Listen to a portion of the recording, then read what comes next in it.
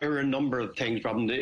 It's 45 years, as you've said on the introduction, since we opened up diplomatic relationships. It's now 26 years since I started the Asian strategy based primarily in China to develop our contacts in September 1998. Since then, relationships have improved, state visits have improved two-way. We've had our presidents and, China presidents, prime ministers here, all the way back from Premier Zhu Rongji in 1999. So all of these diplomatic relationships have been improving constantly over the period. Business-wise, that's been growing. Trade has been growing. And as Fana said there, we've TikTok and Huawei and, the chip industry has grown massively. We're delighted, of course, the beef industry, which was delayed because of BSE concerns last year, that's opened up again. And I think the visa arrangement for 15 days will definitely be a help, because in recent years, Hainan Airlines have opened up a direct flight during the summer period, or from spring till autumn period. So, all these things are building a relationship. And of course, we have 60, 70,000 Chinese citizens living in Ireland as well. So I think the relationship is strong, it's good, it's been growing, a lot of cooperation. Back from the time I had the presidency of the EU 20 years ago, when we supported the China's membership of WTO. So I think the relationship between Ireland and China is strong and growing all the time. So Premier Li has been meeting both the President and the Taoiseach. It sounds like opening up for business between the two countries has been on the agenda. What else have they been talking about, do you think? I think they had a fairly lengthy discussion on climate change as well.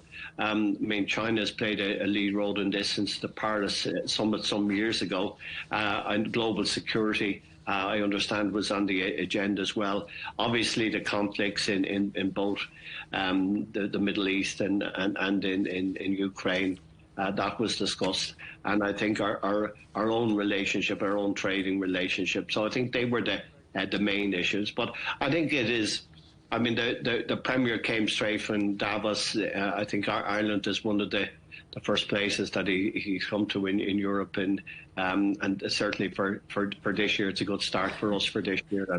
And the fact he met the President, met the Taoiseach, the Prime Minister, I think that is good. And there's strong support, and I know the visit here was welcomed strongly by the public.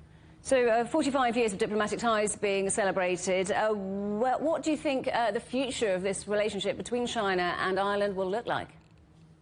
Well, I think, it probably is. Diplomatically, it's already strong. I think politically, it's strong. I think culturally, we can do a lot more. I know, Irish acts are going to river dance are quite popular in China. I know Westlife, who I have a relationship with them, that they've been in China recently and will be there later in the year. So I think but we can build up more culturally. I think we have a lot of things in common, and there's more and more Chinese Chinese tourists coming to Ireland, more Irish going to China. So I think there's a lot more we can do in that cultural relationship. But it is strong, and there's contacts in many of, I know, our zoological and botanical connections are quite strong. So I think we're a small country. We think we're huge, but we realise when it comes to China that we are small. And I think it's important for us to build really strong relationships, and it's going so well and going so strong. And I'm delighted to see these political high-level visits, which give a great focus to it as well. Bertie, great to speak to you. Thank you for joining us. That's the former Irish Prime Minister, Bertie Ahern.